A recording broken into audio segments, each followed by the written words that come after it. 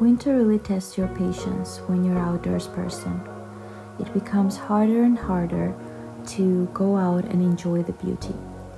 As someone who just recently learned how to cherish the tiniest things, trees without leaves are kind of make you regret all of it. And sometimes you have to find the courage to go out from your shell and don't just exist but live. Diaries, books, painting process, candles and coffee make it a little bit easier. The soul craves a warm breeze, and the only thing that'll get you through the winter is romanticizing. So I pack my things and go to the forest. And when was the last time you listened to your inner self? I went to the woods today and did. When I was at the elementary school, we wrote an essay about nature. The trees in the winter look like a monster. You run and they run after you.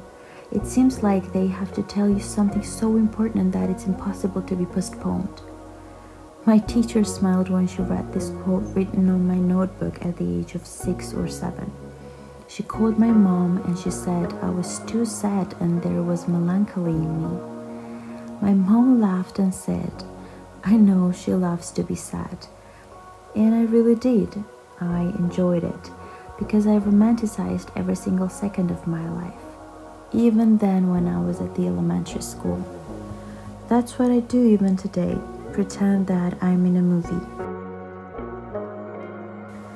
As you may already noticed, my room is full of crocheted little creatures. My mom does it for me. This one right here is Anne from the TV show Anne with an E. It's my favorite show and I can talk about it all day. Most of the things my mom crocheted for me are water birds because I'm crazy about herons and seagulls. Today's plan is to go to the forest, where I spent my childhood, listen to old classics and take a video.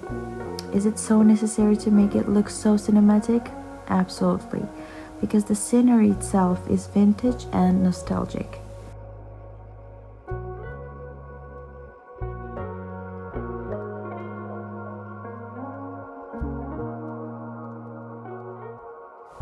So I finally packed up my things and got ready to go.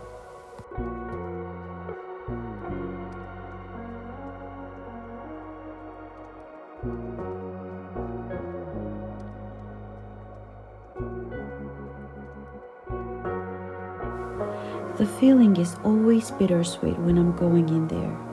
I can see little me running around the trees, picking blackberries and laughing here. I feel so thankful that I'm able to visit this place whenever I feel like it. Every single night of living near to this forest was like a fairy tale. I could hear the wolves and owls howling from the depths of the wood. I could see thousands of fireflies emerging from the grass, and playing with them was my favorite thing. I may regret many things in life, but forcing myself to go out from my shell and come here is not one of them.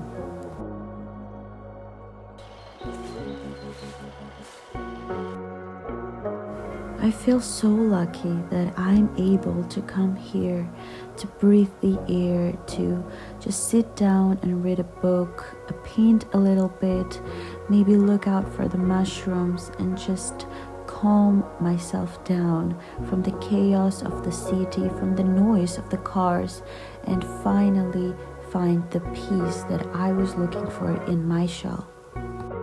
Last year, I made a promise to myself that I would go out more often, and the last summer I really did. Even though winter makes it so hard for you to go out, I'm so glad that I made this decision today.